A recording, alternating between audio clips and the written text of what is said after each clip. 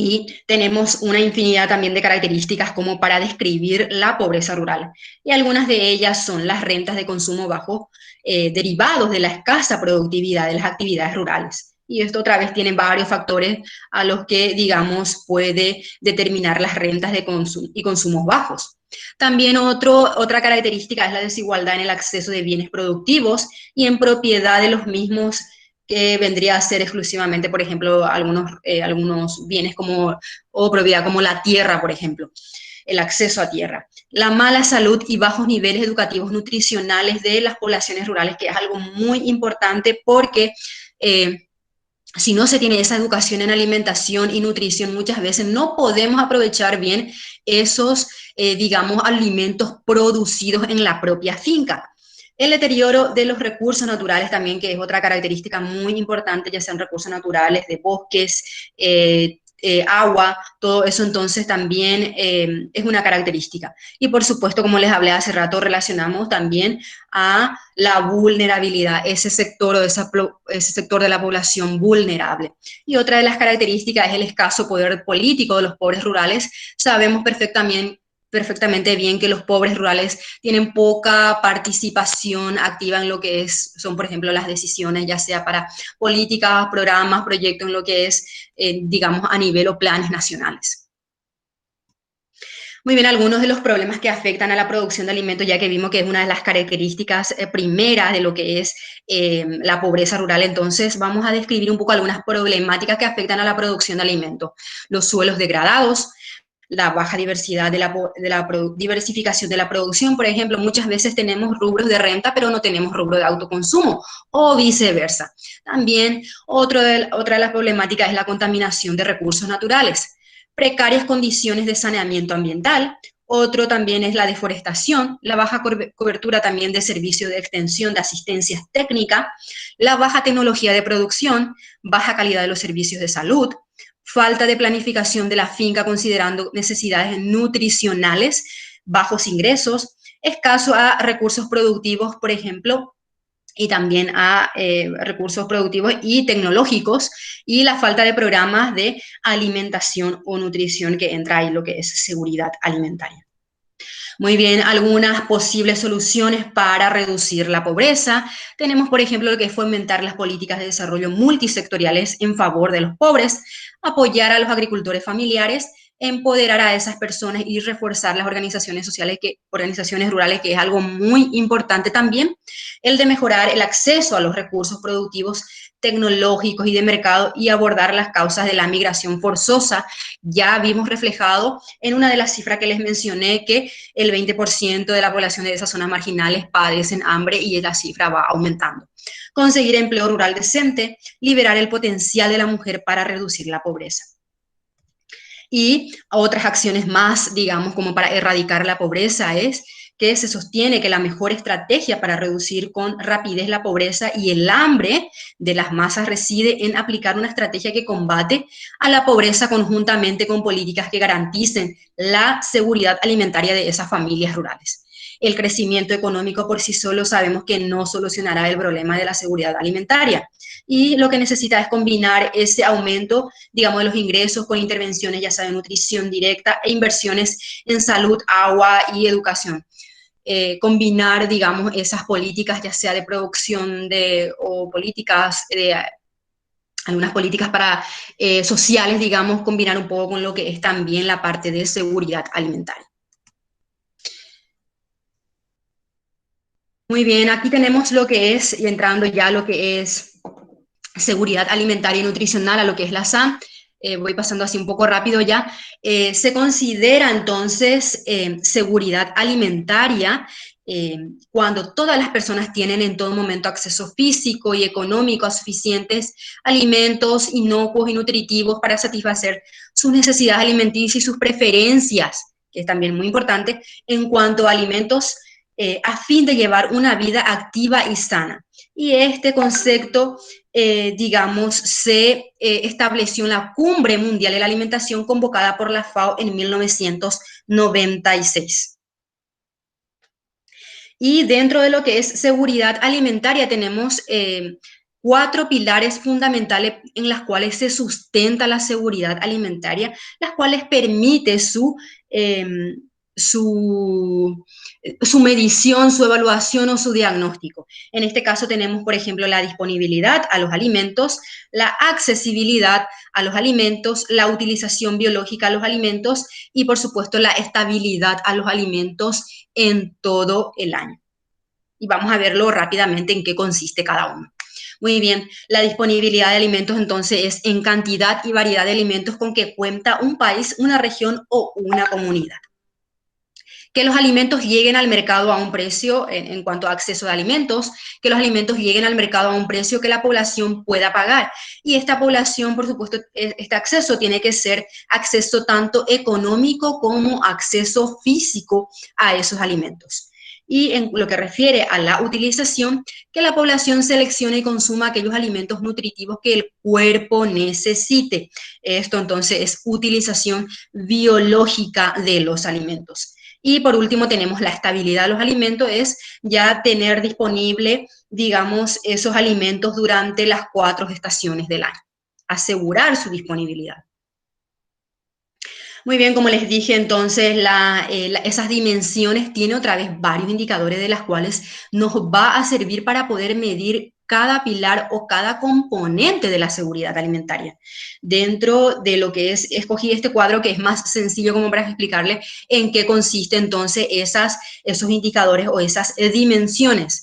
En lo que refiere a disponibilidad y estabilidad, a los alimentos tenemos, por ejemplo, los factores que tenemos que medir, la producción de alimentos, y la producción de alimentos otra vez tienen varios factores que hay que medir, por ejemplo, la tenencia de tierra, por ejemplo, si cuentan con semilla propia, si tienen, por ejemplo, rubros de autoconsumo, rubros de renta, todo eso entonces se mide en lo que es producción de alimentos.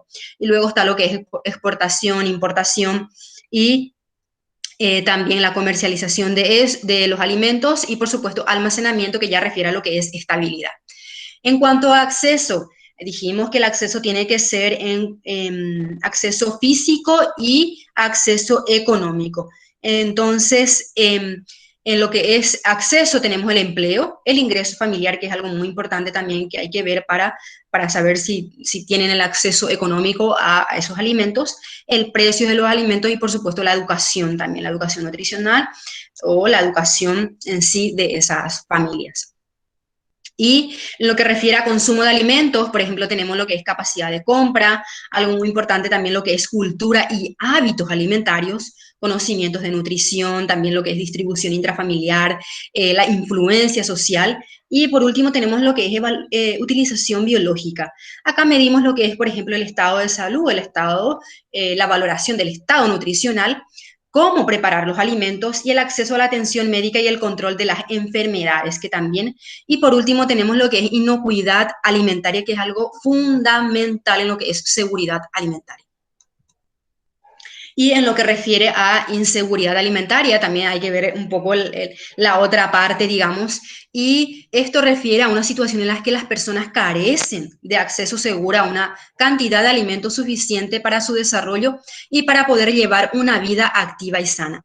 ¿Cuáles son aquellos factores que provocan la inseguridad alimentaria? Son varios, pero vamos a citar algunos. Por ejemplo, la falta de disponibilidad de alimentos, carencia de poder adquisitivo, mala distribución de los alimentos y el uso inadecuado de los mismos, falta de acceso a esos recursos productivos y largos periodos de pobreza, cambio climático, enfermedades, sequías. Ya les dije que son varios los factores que influyen para que haya inseguridad alimentaria.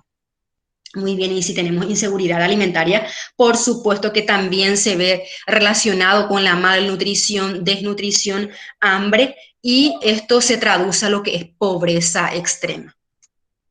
¿Y cómo podemos mejorar la seguridad alimentaria de esas familias campesinas e indígenas en zonas rurales? Podemos, o algunas posibles, digamos, soluciones como para poder mejorar su seguridad alimentaria es identificando esos problemas nutricionales y abastecimiento de los alimentos. Implementar huertas familiares, seleccionando la producción de variedades de hortalizas, verduras también, y también la cría de animales menores y mayores. Apoyar la instalación de huertos frutales, por ejemplo.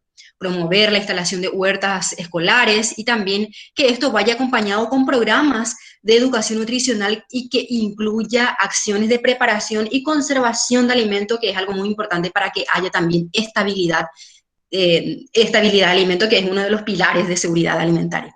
Y por supuesto, introducir también otras prácticas que ya sean faciliten la conservación y mejoramiento también, ya sea del sistema productivo. Entramos a lo que es alimentación saludable, ya que ya estuvimos viendo lo que es seguridad alimentaria, inseguridad alimentaria, entramos a lo que es alimentación saludable. ¿Por qué necesitamos comer bien? Necesitamos comer bien. Comer bien significa consumir aquellos alimentos saludables y nutritivos combinándolos adecuadamente. Para ello debemos conocer cuáles son aquellos alimentos disponibles localmente y qué nutrientes me aportan esos alimentos y en qué combinaciones son mejores alternativas, digamos, para alimentarse bien. ¿Y qué me puede brindar alimentarme bien de forma saludable, variada y equilibrada? Me puede aportar tener un buen crecimiento y sano desarrollo, disponer de una energía para trabajar, que es algo muy importante, y prevenir las enfermedades o infecciones, por ejemplo. ¿Y dónde puedo encontrar, digamos, como para alimentarme bien, ya que dijimos de una forma equilibrada, variada? Esto lo puedo encontrar en los macro y micronutrientes. Los macronutrientes, ya les comenté hace rato, son, por ejemplo, los hidratos de carbono, los lípidos y las proteínas. ¿Dónde puedo encontrar los hidratos de carbono? Los hidratos de carbono los puedo encontrar en aquellos, por ejemplo, cereales o granos, en frutas y verduras. Las proteínas los puedo encontrar en productos cárnicos y lácteos. Y los lípidos los puedo encontrar en aceites y grasas y también en frutos secos como por ejemplo el maní, las almendras y todo eso. Y los micronutrientes, ¿qué son? Los micronutrientes son aquellos que necesitamos ya en menor cantidad y son, por ejemplo, los minerales y las vitaminas. Una alimentación saludable es aquella que cumple con los siguientes requisitos. Ya vimos que una equilibrada en calorías en macro y micronutrientes, suficiente en calorías en macro y micronutrientes, también tiene que ser higiénica e inocuo y también adecuada, por supuesto, según el peso, la estatura, la edad y la actividad física diaria que uno realiza durante el día, digamos. Y variada también en colores, sabores, preparaciones atractivas a la vista y al paladar, por supuesto.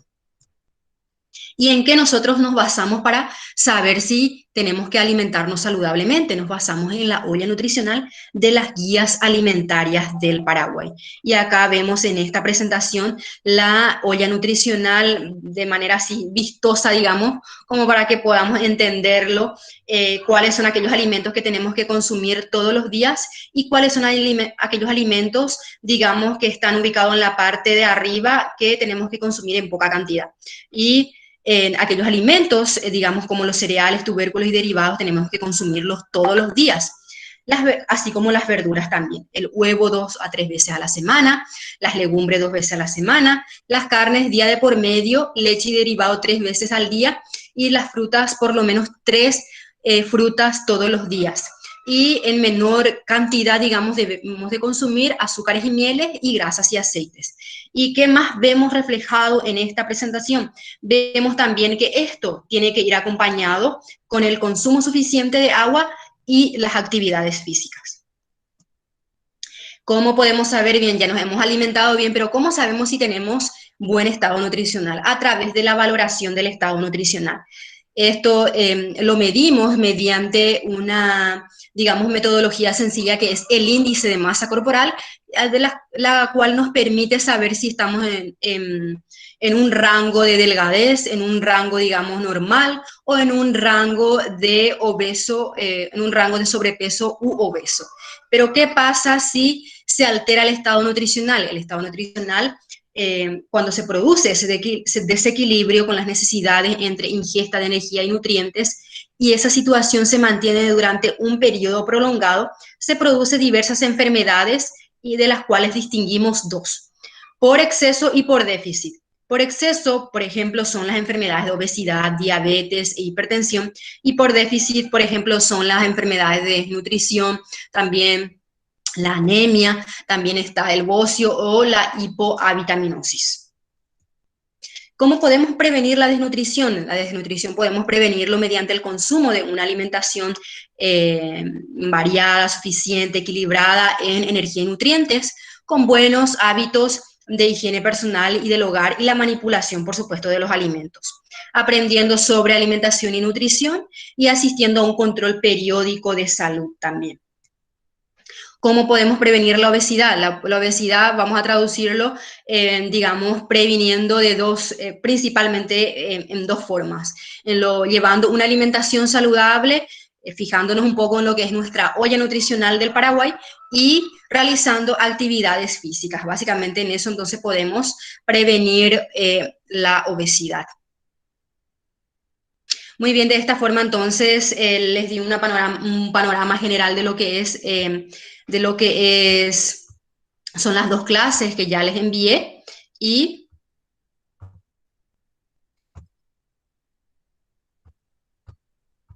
y entonces vimos así rápidamente en lo que refiere a causas del hambre y lo que es seguridad alimentaria y nutricional. Vimos un poco lo que es causas del hambre y la pobreza rural van un poco de la mano. Uno, digamos, si hay hambre, hay pobreza rural y si hay pobreza rural, hay hambre. Y en lo que es seguridad alimentaria, vemos también que no se traduce seguridad alimentaria en huertos rurales, sino que va mucho más allá que eso. Entonces, básicamente quería compartir eso con ustedes para que tengan también conocimiento general de lo que respecta a causas del hambre y seguridad alimentaria.